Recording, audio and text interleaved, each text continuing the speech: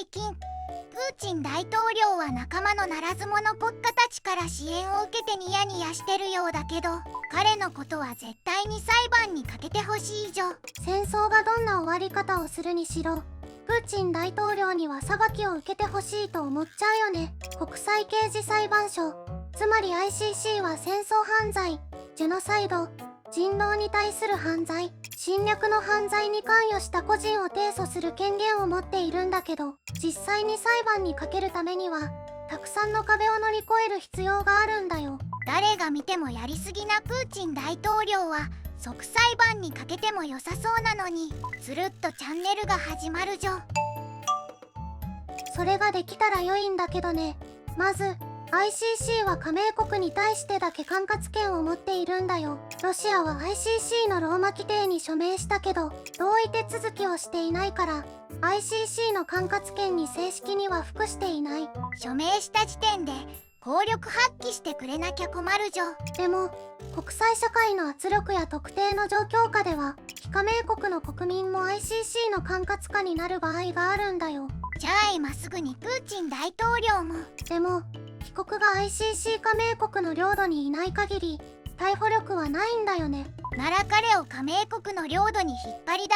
す。ウクライナは非加盟国だけど ICC の管轄権を受諾しているから視察しに来たプーチン大統領を捕まえられそうだけど、彼はそれを知っててなかなか来ないのかもね。筋肉自慢で裸になる割には肝っ玉が小さいじょ。国家元首を戦犯として裁くことは簡単じゃない。国際関係や外交政策に影響を及ぼすからね。でも偉くても悪い人は捕まるべきだし、裁判にもかけられるべきだじょ。まあそういう理由からプーチン大統領が戦犯として裁かれる可能性は理論上はありえるけど、叶うかどうかは予測が困難かな。日本も戦後は裁判にかけられたんだから、ロシアもかけられるのが自然だじょ。確かにそうだよね。第二次世界大戦後、連合国は極東国際軍事裁判、つまり東京裁判を通じて日本の戦争指導者を戦争犯罪、人道に対する罪、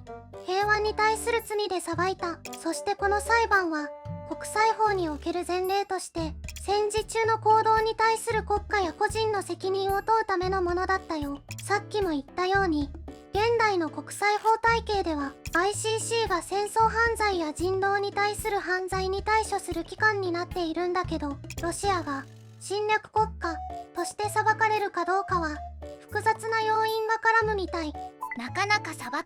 ないなんて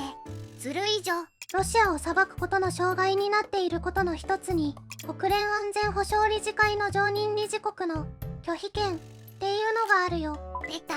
最近機能しないと言われている国連。ロシアも常任理事国の一つだから自国に不利な決定を拒否する力を持っている。あと裁判では厳格な証拠収集と法的手続きが必要だけど、今回の犯罪の性質上かなり時間がかかりそう。間違ったものを証拠としてあげたらかえってプーチン大統領に有利に働くし、慎重にやる必要があるよね。いろいろややこしいじょ。個人的に裁こうとする人が現れない限りプーチン大統領は止まらないってことだじょ。日本が裁かれた時の話にちょっと戻るけど、東京裁判っていうのは戦勝国によって設立された特別な国際軍事裁判だったんだよ。そして日本としては悔しい話かもしれないけど、この裁判は特定の国際条約や既存の国際法に基づいて行われたわけではないんだよね。連合国は戦争犯罪に対する自らの法的解釈をもとにして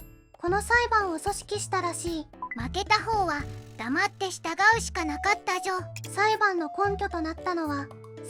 1943年のカイロ宣言と1945年のポツダム宣言で、日本の無条件降伏と戦争犯罪に関与した者への厳正な処罰が明言されていたんだよ。だったら今回も何かの法を解釈してロシアを裁くことができそうな気がするじょ。勝ち負け関係なく罪深い行動は全て裁かれてほしいじょ。東京裁判は戦勝国が戦敗国を裁くという性質から勝者の正義に基づくものじゃないかという批判を受けたよ。確かにそこは納得だじょ。でも当時は戦争犯罪や人狼に対する国際的な法的枠組みはまだ発展途上だったから、裁判のための法律を作ってから裁判するという変な順序で行われたんだよね。それの初めの例になるなんて